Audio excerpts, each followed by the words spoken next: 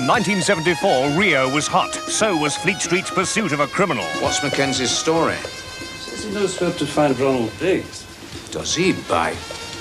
Where? No showing up in Rio with the old bill in tow, Colin. I had no option, laddie. On legal advice, I was obliged to inform Scotland Yard.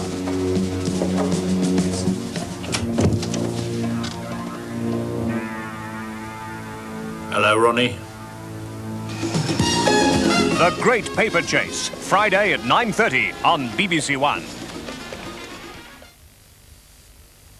Now on BBC1, here's Anne Robinson with your points of view.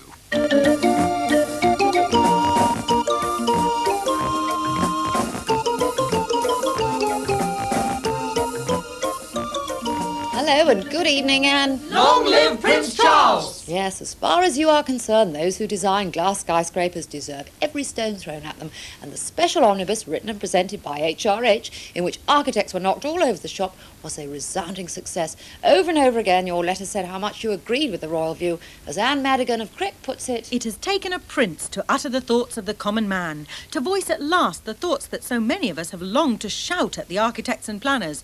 He has reached the hearts of his subjects. and now, says Mrs. Madigan, he must Reach the hearts of the planners and convince them praiseworthy architecture can be elegant, graceful and beautiful, rather than plastic, utilitarian or eccentric. David Wood of Nottingham writes, How absolutely first-class and marvellous to hear such obvious human honesty ringing through the pompous piffle of some representatives of professional architects. And if someone is keeping a score, you know, HRH versus the architects, see to it my vote counts as the royal we. Well, keeping a score has been a very simple matter. His Royal Highness hundreds, architects nil. But a note of regret from Barbara Hughes on the Wirral. What a pity someone with Prince Charles's views and influence could not have spoken out 10, 15 years ago, before a large amount of damage was done. And what a pity they didn't consult Prince Charles about the new design for the 9 o'clock news, which started on Monday.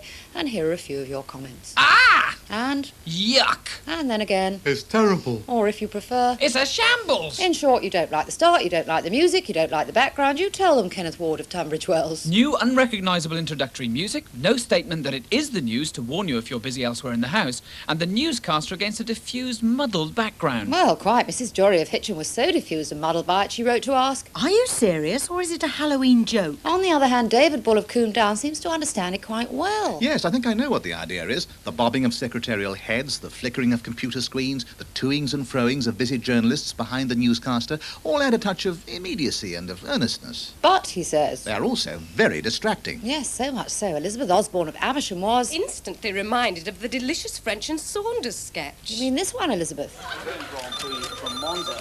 And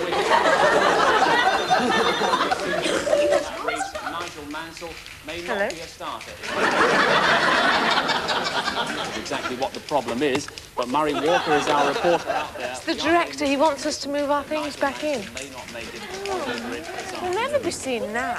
Right, we've also got women's hockey this afternoon. That's always a popular event. 77,000. Well, 3 cheers for French and Saunders. Thumbs down for the new 9 o'clock news, but I'm afraid no chance of the old-style news coming back.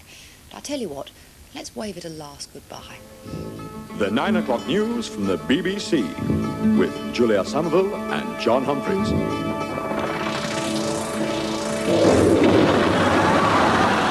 A bit of vintage anarchy from Naked Video. Anyway, gone too is the L-style weather that followed it, replaced by a much shorter, less detailed summary. And guess what? I do miss the proper weather chart showing isobars and fronts. Furthermore, it's all raced through so fast, there's scarcely time to take it in. Thank you, Mr. Radcliffe Smith in Hounslow. Your turn, Robert Clark of Hartfield. The weather chart was a most useful tool in assessing the weather several days ahead.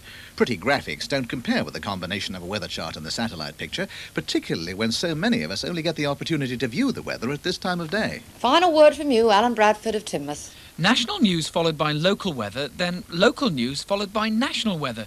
What's the matter with them? I haven't got an hour and a half to tell you, Alan. So many new programmes we have to discuss. May I congratulate the BBC on the great programme Hearts of Gold. What a great source of inspiration to us viewers. Thank you, Graham Parker, but actually a rather mixed reception to Esther's latest programme, in which she dons designer disguise to unearth the unsung heroines and heroes of everyday life. You know, like people who haven't complained about the 9 o'clock news. Mrs. A. Greed of Stockport asks, how can the BBC justify filling prime-time television with such sickly rubbish?